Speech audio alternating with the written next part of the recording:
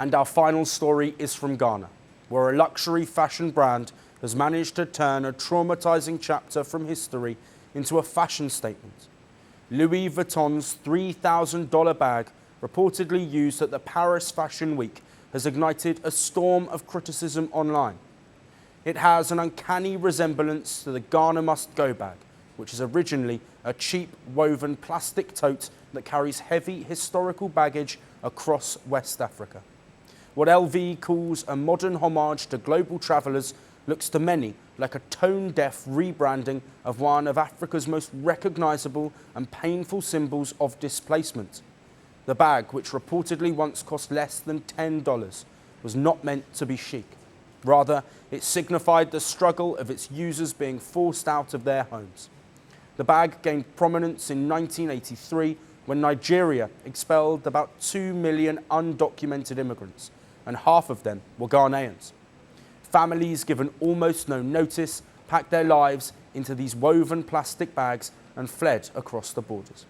Decades later, Louis Vuitton's reimagined version swaps plastic for leather and monogrammed canvas. It adds brass fittings and a romanticised backstory about cosmopolitan resistance, and gives it a $3,000 price tag. Social media didn't take this lightly. The internet came swinging. One user wrote, "It shows how enslaved people are when it comes to knowing what's valuable and what's not." Another fumed, "It's always been like this. They steal from us, profit from it, and never give the credit." One person summed it up bluntly: "They're selling a brand, not a bag." Someone else joked, "Did anyone ever patent the Ghana Must Go design? Because what LV just did deserves a lawsuit."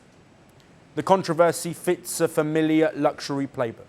From Gucci's blackface sweater to Burberry's nose hoodie, fashion houses in the West have repeatedly been called out for cultural insensitivity and for treating aesthetics from the global South as exotic decor rather than lived experiences. Louis Vuitton, for its 2012 and 2017 menswear collections, borrowed traditional Basutu blanket patterns from the Lesotho, with scarves and coats retailing for over $2,000. But the firm offered little to no collaboration or credit to local artisans. 98, another luxury retailer, sparked online outrage by selling a plain canvas tote, strikingly similar to the common Indian grocery bag, for nearly $50. In India, the bag doesn't cost more than $1. The unbranded minimalist design, familiar to millions of Indian households, was being marketed overseas as a chic souvenir tote, despite its humble roots as a budget-friendly grocery bag.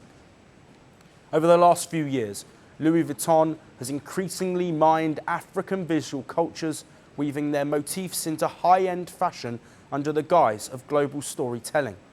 From Virgil Abloh's Kente-inspired menswear line to the Ghana Must Go remake, the brand's fascination with the global South seems endless. But its willingness to confront the context behind these designs remain minimal. In the end, Louis Vuitton's $3,000 bag isn't just a luxury accessory. It's a stark reminder that in the world of high fashion, pain can be repackaged as prestige, as long as it comes with a leather trim and a logo. Once a symbol of forced migration, the Ghana Must Go bag now struts the runway as a luxury collectible. It's a sobering image of how far a story can travel, and how easily history can be stripped, stitched, and sold. Want the facts? The latest developments? News that gets straight to the point. Well, we've got all three just for you. This is Firstpost Live, a brand new show, your window into what really matters. Don't miss it.